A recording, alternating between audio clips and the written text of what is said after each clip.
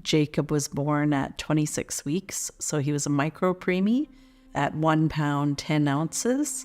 We thought that, he just needed to gain the 5 pounds and then we'd take him home and everything would be typical. That wasn't Jacob's story, unfortunately. He received a tracheostomy when he was 3 months of age, a G-tube about 2 years of age, and diagnosed with cerebral palsy around 1 year of age.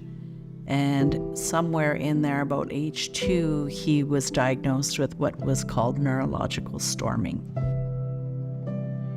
We went through a lot. We needed support. Me and Kemp were in a relationship was hampered because of all this too. We needed somehow to go outside and get that support that we needed. Our children were suffering too, right? There was all kinds of stress going at us everywhere in every direction.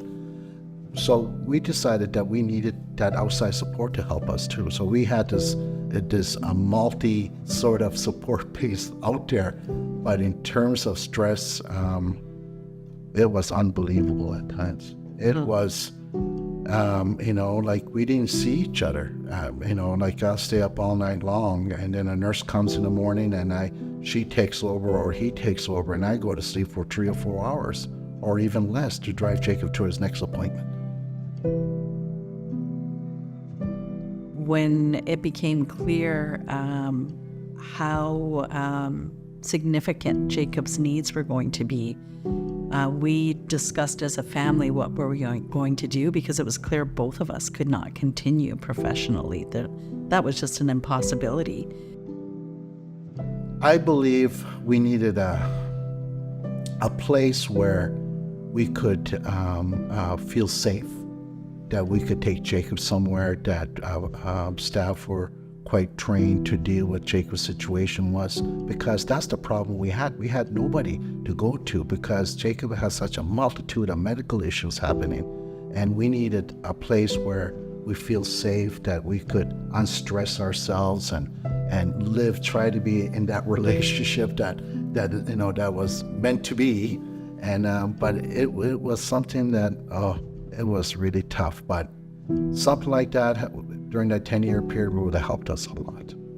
A ton, because what we ended up having to do, and I didn't really appreciate this until after, we literally were running a hospital out of our home. Like we did fundraising to actually build an accessible home and build it in such a way so we basically created a medical facility for Jacob in the front part of our home. It's fully accessible. That costs a lot of money to do.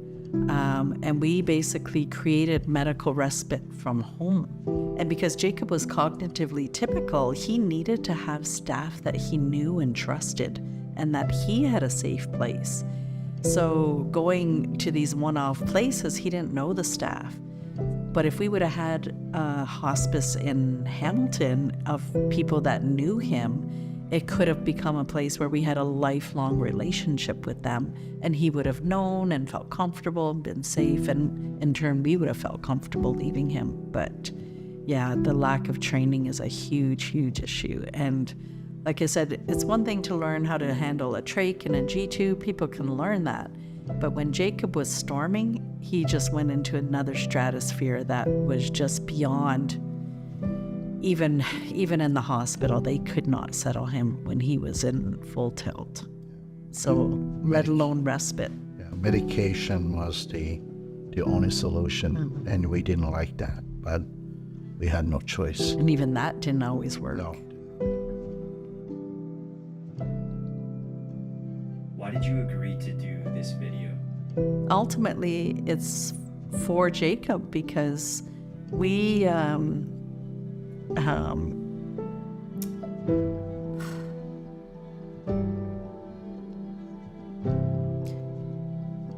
we lived the gaps and we lived the challenges with him. Sorry, it's hard to talk about that.